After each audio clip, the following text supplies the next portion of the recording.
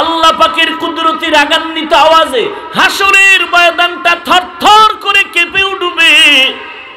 জমিনটা সূর্যের গরমে এত তাপ, মানুষগুলো দাঁড়াবে, নারী পুরুষ সব উলঙ্গ, কারো গায়ে কোনো পোশাক থাকবে না, নারীরাও উলঙ্গ পুরুষেরাও উলঙ্গ দাঁড়াবে।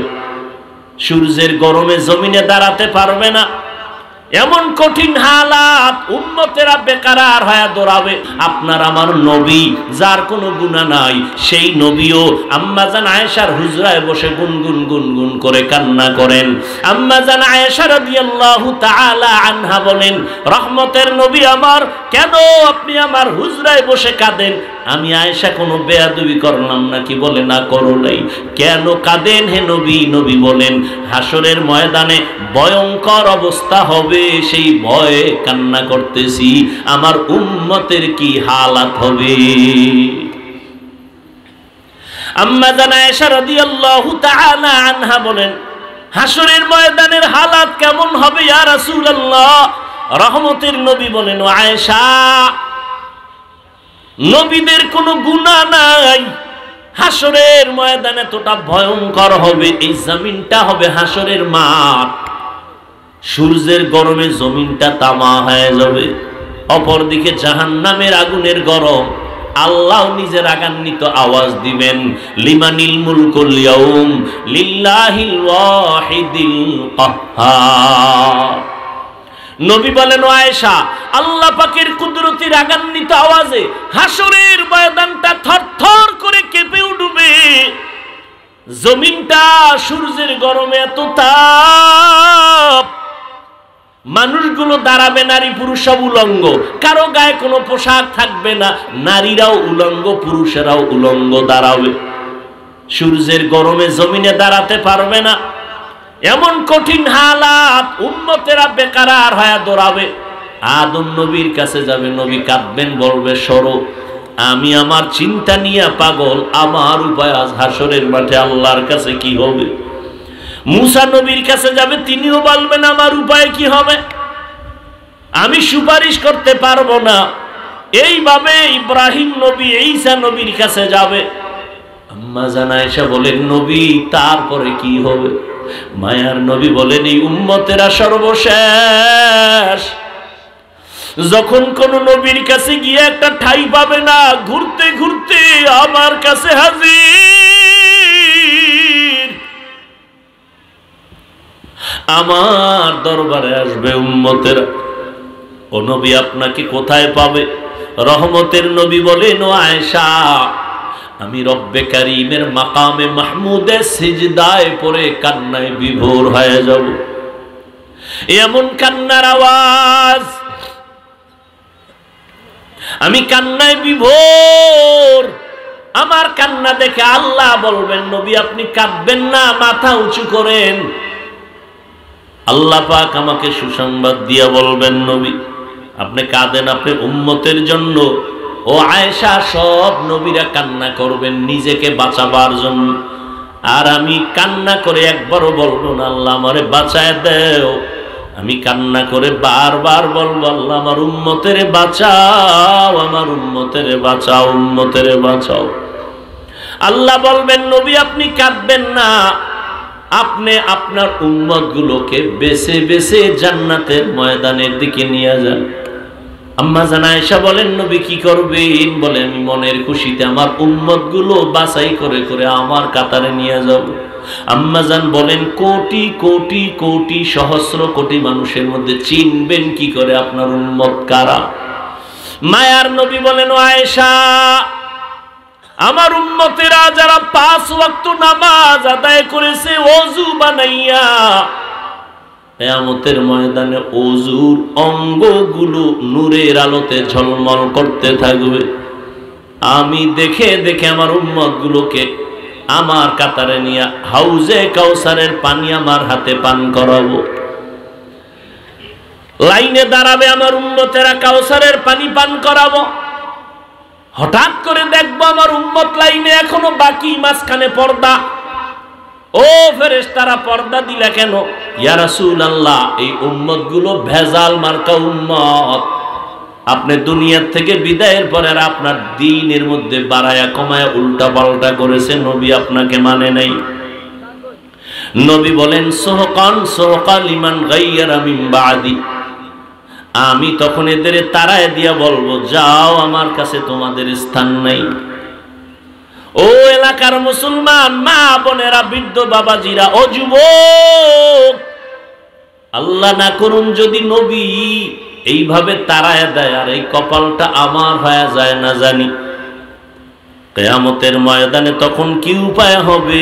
আল্লাহর অর্ডার হবে এই নাফরমানের হাতে পায়ে শিকল লাগায় জাহান্নামে নাও। নবীজির কলিজার টুকরা সাহাবী ওমর ফারুক রাদিয়াল্লাহু তাআলা আনহু কান্না করেন আর বলেন, আমার আল্লাহ যদি ঘোষণা করেন সব মানুষ জাহান্নামে যাবে, একজন জান্নাতে যাবে, আমি আশাবাদী আমি ওমর হতে পারি। এই পরিমাণ আশা আমার অন্তরে আছে। পক্ষান্তরে যদি আল্লাহ ওয়াদা করেন, ঘোষণা করেন সব মানুষ জান্নাতে যাবে, একজন জাহান্নামে যাবে, আমি আল্লাহর আযাবের এতটাই ভয় করি যে ওই জাহান্নামী আমি হয়ে যাই নাকি। সাহাবায়ে কেরাম জান্নাতি হইয়াও জীবনভর কান্নার আওয়াজ। ও যুবক, আজকে তাকায় দেখো, আমি এই কথা একবারও কিন্তু তোমাকে বলি নাই। আমগো মতো হুজুর হও, পাগড়ি লাগাও, একবারও কিন্তু বলি নাই। তুমি স্কুলে পড়ো, আল্লাহর শুকর, পড়া বন্ধ করবা না। তুমি কলেজে পড়ো, চাকরি করো, ব্যবসা করো, বাধা নাই। তুমি ডাক্তার হও, ইঞ্জিনিয়ার হও, প্রফেসর হও, বাধা নাই। অনুরোধ, তবে মা বাবার সাথে বেয়াদবি করিয়া জীবন নষ্ট করবা না। তুমি বলা ডাক্তার হইও, আদর্শমান একজন ইঞ্জিনিয়ার হও, কপাল খুলে যাবে। তোমার আচরণে যেন আলেম কষ্ট না পায়, মা বাপ কষ্ট না পায়, মুরব্বীরা কষ্ট না পায়।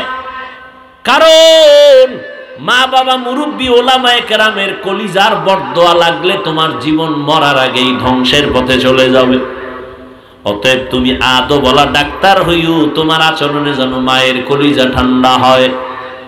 তোমার মতো যুবক এখনো তাকাইয়া দেখো ডানে বামে, স্কুলে পড়ে, কলেজে পড়ে, 5 বেলার নামাজ পড়ে, মিথ্যা বলবা না, সত্যটা স্বীকার করো, আছে না নাই? বালিশে মাথা লাগা একটু মনের প্রশ্ন করিও, তুমি কেন পারবা না? তোমার মতো যুবক রাস্তায় গাড়ি চালায়, ড্রাইভারি করে, নামাজ ছাড়ে না, তুমি কেন পারবা না রে বাবা? জীবনে চালাকি তো কম করলা না, জীবনে তো নামাজ কম ছাড়লা না, জীবনে তো আলেমদের বিরোধিতা কম করলা না, কিন্তু ফায়দা কি হইল তোমার? কি লাভ হইল তোমার? কই, তোমার তো কোনো লাভ হয় নাই, বরং তোমার মাও তোমার উপরে বেজার, তোমার বাবাও তোমার উপরে বেজার। কারণ ওই সন্তানটাই আলেমের বিরোধিতা করতে পারে যেই সন্তানটার উপরে মা বাবার বরদোয়া থাকে। মা বাবার বরদোয়া থাকলেই ওই সন্তান আলেমের বিরোধিতা করে, ইসলামের বিপক্ষে কথা বলে, মা বাবার বরদোয়া থাকার কারণে। আর মা বাবা যেই সন্তানটারে কলিজা দিয়া দোয়া করবে, ওই সন্তান ভিন্ন কারো সাথে চূড়ান্ত পর্যায়ের বেয়াদবি করতে পারবে না। আল্লাহ হেফাজতের ব্যবস্থা করবেন। কারণ হাদিসে স্পষ্ট নবী বলেন, যেই সন্তানের উপরে মা বাবা খুশি, আমি আল্লাহও খুশি।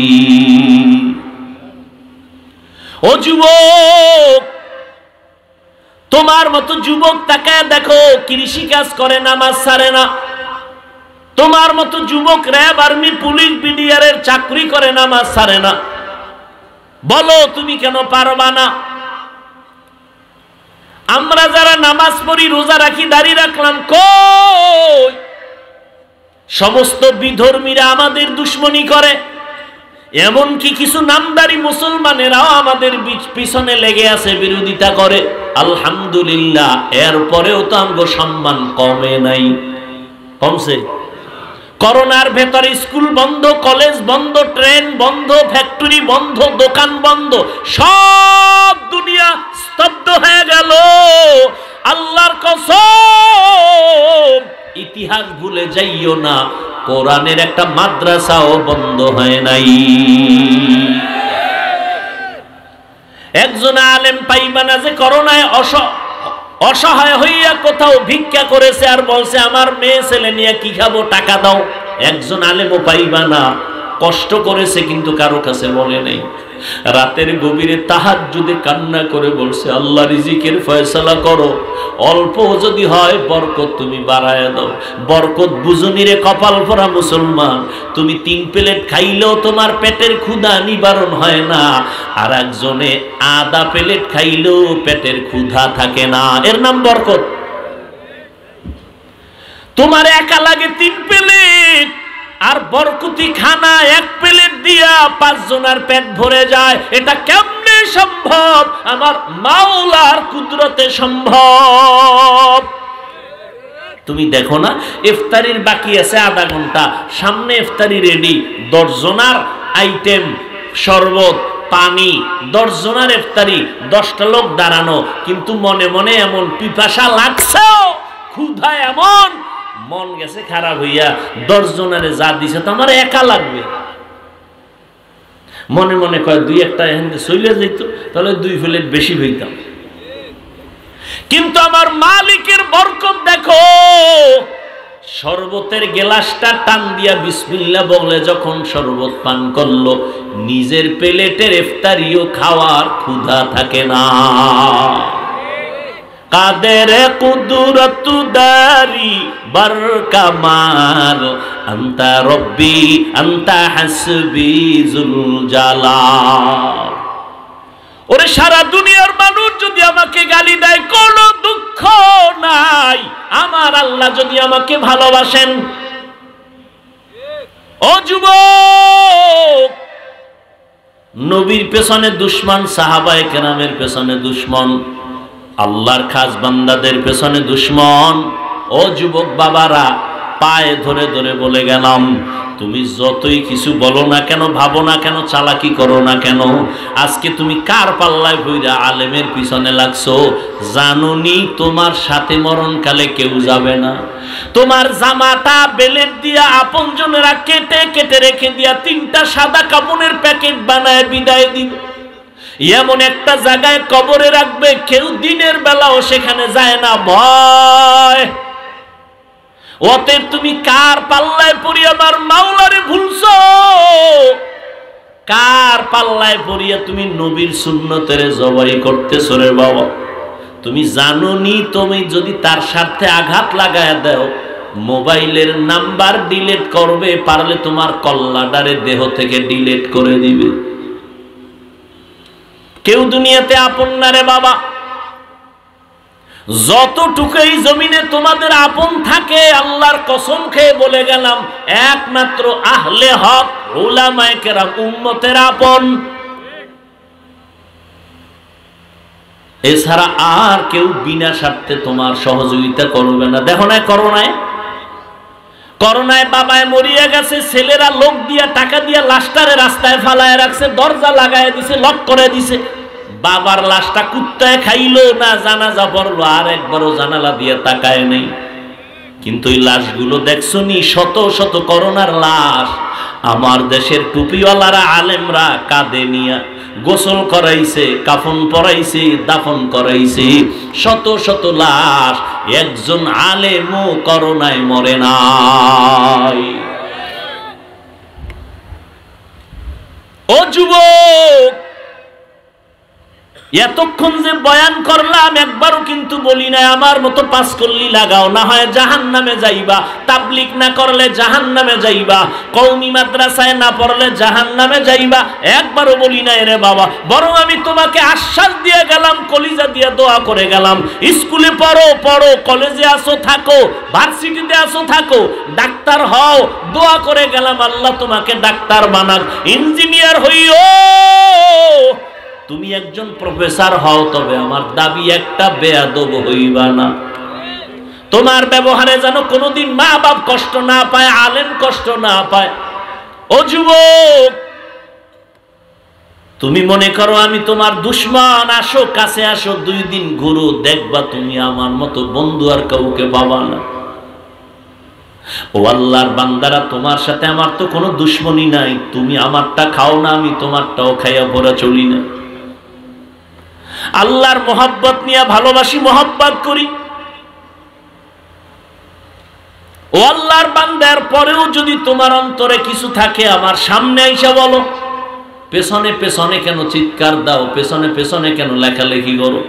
এই লেখার দ্বারা তোমার গুনার পাল্লা ভারী হয়, কিন্তু তাবলীগের ক্ষতি হয় না, কওমিওয়ালাদের ক্ষতি হয় না, আলেমদের ক্ষতি হয় না। আল্লাহ হেফাজতের মালিক। ইখলাস নিয়ে যারা চলবে আল্লাহ তাদের জীবনটাকে ধন্য করে দিবেন। ও আল্লাহর বান্দারা, অতএব আল্লাহর জন্য 2টা ঘন্টার সময় আজকে বের করবা। আল্লাহ ব্যবসা নিষেধ করে নাই, চাকরি নিষেধ করে নাই, 2 ঘন্টার সময় আল্লাহর জন্য নিজের কল্যাণে দাও। তাও একসাথে দেওয়া লাগবে না। ফজরে 4 রাকাত 20 মিনিট, জোহরে 10 রাকাতে 20 মিনিট, মাগরিবের 5 রাকাতে 20 মিনিট, আসরের 4 রাকাতে 20 মিনিট, এশার 9 রাকাতে 20 মিনিট দাও আল্লাহর কাছে। আল্লাহ কয় বান্দা আমি তওবার দরজা খুলে রাখলাম। জীবন ভর যদি গুনাহ করো আর একবার বলো আল্লাহ বুঝতে পারি না, মাফ করে দাও, আল্লাহ বলেন তোর জীবনের সব গুনাহ 1 সেকেন্ডে মাফ করে দিব। তবে এটাও সত্য কথা, হেদায়েতের মালিক আল্লাহ। নবীর বয়ানে আবু জাহাল কালেমা পড়ে না, কত বড় বেঈমান। আবার নবীকে জবাই করতে আসিয়া কালেমা পড়ে নিল হযরত ওমর। এর নাম কপাল। সবার কপালে হেদায়েত হবে না। কেউ বয়ান শুনে অন্তর তৈরি করবে আর নামাজ ছাড়বো না, দাড়ি কাটবো না, বেপরদায় চলবো না, মা বাবারে কষ্ট দিব না, ওলামায়ে কেরামের বিরুদ্ধাচরণ করে গুনাহগার হব না, নবীর তরিকা মেনে চলবো, তওবা করে গিয়া নামাজটা ধরে ফেলবে। আবার একদল বয়ানের পরে বাইরে গিয়া সমালোচনা করবে, এই ভুল সেই ভুল, এটা হয় নাই। নিজেও নামাজ পড়বে না, যারা নামাজ পড়বে তাদেরও পছন্দ করবে না। নিজেও দাড়ি রাখবে না, যারা দাড়ি রাখবে তাদেরও পছন্দ করবে না। এই রকম কপাল পরাও এই জমিনের মধ্যে অভাব নাই। অতএব আমি বলবো রে ভাইজানেরা, ও বাবাজিরা, ও পর্দার আড়ালের আম্মা জানেরা, আপনাদের জীবনটা বড় ধন্য। আপনারা নবীদের মায়ের মতো মা, সাহাবায়ে কেরামদের মায়ের মতো মা, আলেমদের মায়ের মতো মা। আজকে স্টেজে প্রায় 25টা সন্তান কোরআনের হাফেজ, এদের মাথায় পাগড়ি দেওয়া হলো। এদের মা বাবার কলিজা কত ধন্য, এদের মা বাবা জীবনটা কত ধন্য হয়ে গেল। এই সন্তানগুলো হাফেজে কোরআন হয়ে গেল, মা বাবাও ধন্য হয়ে গেল। এরে আম্মা জান, আপনার কি মনে চায় না এক সন্তানকে কোরআন পড়নেওয়ালা ডাক্তার বানাবেন, কোরআন পড়াইয়া ইঞ্জিনিয়ার বানাবেন, কোরআন পড়াইয়া প্রফেসর বানাবেন? আপনার সন্তান আপনার আদর্শ নিয়া ডাক্তারি করবে, মা বাবার জন্য কলিজা ভরে দোয়া করবে, কোরআন পড়বে। এমন একটা সন্তান যদি বানাইতে পারেন, জীবন ধন্য, দুনিয়াও ধন্য, আখিরাতও ধন্য। ও মা, এখন থেকে তওবা করে নেন, নিজেও নামাজ পড়বেন, সন্তানকেও নামাজি বানাবেন, নিজেও কোরআন পড়বেন, সন্তানকেও কোরআন পড়নেওয়ালা বানাবেন। ওলামায়ে কেরামের দোয়া নেওয়াইতে থাকবেন, কপাল খুলে যাবে রে মা। স্বামীর মাল হেফাজত করবেন, সন্তানগুলোকে আমানতের সাথে আদর্শওয়ালা বানাবেন। এখন থেকে তওবা করেন। বৃদ্ধ বাবাজিরা আপনারাও তওবা করেন, যুবক বাবারাও তওবা করে নাও। জীবনে নামাজ ছাড়বা না, বেপরদায় চলবা না, মা বাবারে কষ্ট দিবা না। ওলামায়ে কেরামের পরামর্শ নিয়ে নবীর তরিকা মানিয়া জীবন চালাইবা। জীবনে আল্লাহকে বেজার করবা না। তওবা করার মতো যদি নিয়ত হয়, মুনাফিকি দুর্বলতা যদি অন্তরে না থাকে, 2টো হাত আমার আল্লাহকে দেখায় দাও। আয় আল্লাহ, হাতগুলো কবুল করে নেন, তওবা কবুল করে নেন। তওবার উপরে মজবুত হইয়া চলার মতো তৌফিক আমাদের দান করে দেন। আমিন।